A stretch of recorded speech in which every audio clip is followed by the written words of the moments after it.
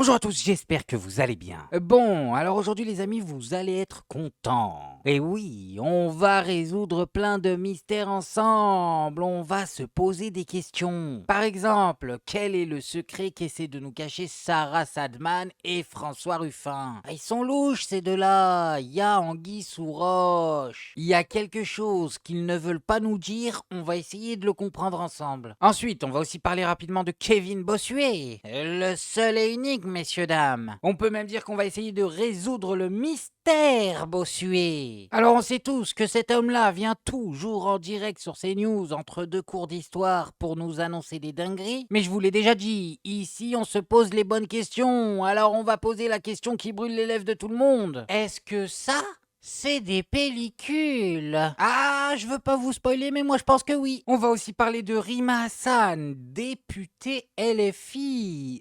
Eurodéputé, mesdames et messieurs, je le rappelle, sur qui certaines personnes se permettent de dire des folies. Ah, mais vous n'êtes même pas prêts à ce que vous allez entendre. Ensuite, mesdames et messieurs, et en exclusivité parce que je vous aime bien, je vais vous révéler un secret de Polichinelle, quelque chose que tout le monde sait et qui explique pourquoi notre assemblée est si peu efficace. Ah, c'est du lourd, du très très lourd. Mais vous verrez que comme d'habitude, tout le monde s'en bat les steaks. Ah là là, c'est quelque chose la culture française. Mais avant de commencer, mesdames et messieurs, avant qu'on résoudre tous ces mystères ensemble, j'ai quelque chose à vous demander, un service. Est-ce qu'il y a moyen que l'un d'entre vous aille me chercher une canette? Non mais j'ai trop soif. Quoi? Vous vous attendiez à une autre demande? Mais qu'est-ce que vous croyez, les amis? Moi, je suis pas comme les autres youtubeurs. Je vais pas vous demander de cliquer sur le bouton j'aime. Je sais pas pourquoi tous les youtubeurs font ça. Cliquez sur le bouton j'aime. Mais vous faites ce que vous voulez. Si vous voulez cliquer sur le bouton j'aime, vous cliquez sur le bouton j'aime. Moi, j'ai pas à vous dire de cliquer sur le bouton j'aime. Je sais pas pourquoi je devrais vous rappeler en début de vidéo à chaque fois de cliquer sur le bouton j'aime. Non, je le ferai pas. Je refuse de vous demander de cliquer sur le bouton j'aime. D'ailleurs, je ne ferai pas mention dans cette vidéo du bouton j'aime. Voilà,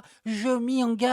Je ne parlerai pas de ce bouton en forme de pouce sur lequel il faudrait cliquer apparemment. Non, c'est des trucs que je refuse de faire. Je suis désolé les amis, j'ai des limites. Bon, et maintenant que je vous ai pas demandé de cliquer sur le bouton j'aime, donc vous avez peut-être cliqué sur le bouton j'aime, mais moi je vous ai pas demandé de cliquer sur le bouton j'aime. On peut enfin commencer cette vidéo avec le premier sujet. Sarah Sadman et François Ruffin. Ah mais vous allez voir les copains, à moi on me la fait pas. Pour vous résumer l'histoire, soi-disant, je dis bien soi-disant, quand Sarah Sadman et François Ruffin ont fait un film ensemble, François Ruffin a viré Sarah Sadman à la fin du film. Et je vous le dis directement, je n'y crois pas une seconde à leur histoire. On les écoute et on en discute après. Un quart d'heure avant la fin du film, elle disparaît. Pourquoi vous la faites? Vous la cancellez. Vous savez que le 7 octobre, j'ai réagi avec clarté quand il y a eu les massacres qui ont été commis dans les kibboutz israéliens. Et j'ai dit à ce moment-là que c'était des actes terroristes commis par le Hamas, qu'une vie valait une vie, que les larmes d'une mère israélienne valaient les larmes d'une mère palestinienne. Pourquoi vous l'avez virée? Parce que je ne peux pas faire un film humaniste ici et ne pas l'être là-bas. Je veux simplement... depuis un an, on n'a jamais entendu Sarah Salman avoir un mot d'empathie pour les enfants à Gaza.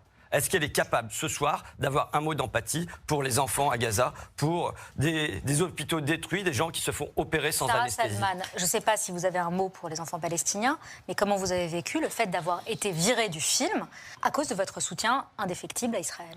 Je l'ai très mal vécu parce que je ne voyais pas le lien de causalité entre le lien entre le film et le conflit israélo-palestinien. Moi, je ne le voyais pas. Vous tourniez à ce moment-là pour que les gens comprennent. Oui, mais je ne voyais pas vraiment le rapport. Après, c'est... Là, Et donc vous l'avez appelé, vous lui avez dit tu dégages? On lui a Non, expliqué. c'était en face. Je l'ai fait en face à face. Mais François Ruffin, vous l'avez demandé à tous les gens du film, ça? Pardon? Vous avez posé la question à tous les gens du film? Excusez-moi, Moi, j'ai une position publique. tous les gens du Non, mais film c'est une n'ont pas des propos tenus à la télévision de manière régulière sur un soutien.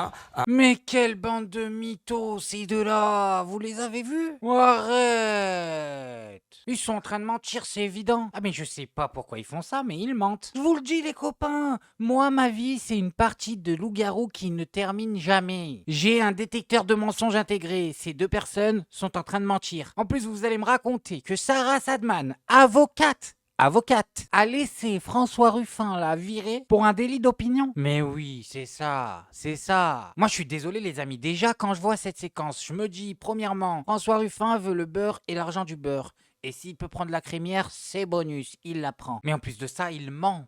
Et il ment. Elle s'est retirée du film peut-être, mais d'un commun accord, elle est complètement d'accord avec sa décision. Ah mais ça se voit. Elle l'aide à se justifier. Elle dit oui, mais moi j'ai une position publique. Non, je suis formel les amis. Je ne sais pas pourquoi, mais ils mentent. En plus François, ta chansonnette comme quoi tu ne peux pas t'associer à Sarah Sadman ne tient pas une minute. Non mais sérieusement, regardez-moi l'affiche du film. Le film est vendu sur Sarah Sadman. Comment ça tu ne peux pas t'associer à elle? Il nous prend pour des idiots les amis, je vous le dis, le beurre et l'argent du beurre. Bon, on va écouter un peu plus Sarah Sadman, on pourra peut-être y voir un peu plus clair. Et donc vous n'êtes pas capable de dire les attentats du 7 octobre ont été terribles, etc. Et dans le même temps, ce qui se passe à Gaza est aussi terrible. Vous ne pouvez pas dire ça. Je peux dire que tout a commencé le 7 octobre et qu'Israël a été victime le 7 octobre, ça je peux vous le dire. Et que quand on est victime, on se défend et qu'Israël a le devoir de se défendre, oui je peux vous le dire. Donc vous n'êtes pas capable de dire... Vous n'êtes pas capable de dire... Concernant les civils palestiniens à Gaza, oui, évidemment que je peux déplorer ce qui se passe. Non, c'est pas je peux, c'est déplorable. C'est déplorable, ils n'y sont pour rien, ce sont des civils. Mais est-ce que c'était le sujet du film ? Alors voilà, soi-disant elle a été virée pour ça. Je suis désolé, ça n'a aucun sens, ça ne tient pas une minute. Elle est avocate. Tu ne peux pas te faire virer pour ça après avoir signé un contrat. Donc elle ment, et lui aussi, et je sais pas pourquoi les amis, ça m'énerve, ça me gratouille. Mais vous verrez, et comme d'habitude, dans 15 jours, un mois, on va apprendre pourquoi. Et comme d'habitude, le premier endroit où vous l'aurez entendu, c'est ici les amis. Bon, alors maintenant on va passer à cette séquence sur Rima Hassan. Une séquence courte, les amis, mais pourtant si intense. Ah, préparez-vous bien, accrochez vos ceintures, ce qui va être dit est très très chaud. C'est l'utilisation de la Palestine aujourd'hui est fait pour nazifier les Juifs et pousser à des passages à l'acte. Il faut le dire, il faut que les politistes le disent. Comme je le dis, et expliquer que c'est pour ça qu'ils interdisent ces mouvements. Et enfin, il faut aller attaquer Rima Hassan. Il faut peut-être la déchoir de sa nationalité française. Il est temps de mettre en place des symboles très forts. Mais qu'est-ce que c'est que ces bêtises? Qu'est-ce que c'est que cette chaîne? On a des gens, des intervenants qui viennent et qui proposent, voilà, ils ont des bonnes idées. Ils arrivent ce matin, je me suis réveillé et je me suis dit, tiens, et si on enlevait la nationalité d'une eurodéputée? Ah, je sais pas, ça pourrait être sympa. Mais c'est de la folie, messieurs, dames, c'est de la folie. Je le dis, je le répète et je le répète, Rima Hassan est eurodéputée, jamais condamnée. Et on vient nous dire qu'il faut lui enlever sa nationalité à la télé, en direct, à 1h30 de l'après-midi, 1 heure de grande écoute. Mais je sais pas où j'ai atterri. Faut que je vérifie, hein, je suis peut-être dans South Park. Depuis le début, tout ceci est peut-être une immense blague. Et maintenant, les amis, on va écouter Kevin Bossuet. Un extrait rapide encore une fois. Mais cette fois-ci de mon champion, l'homme aux pellicules. Ah oui, c'est mon champion. Lui, il n'y a rien qui l'arrête. Il n'a pas froid aux yeux. Moi, je trouve que ce qui se passe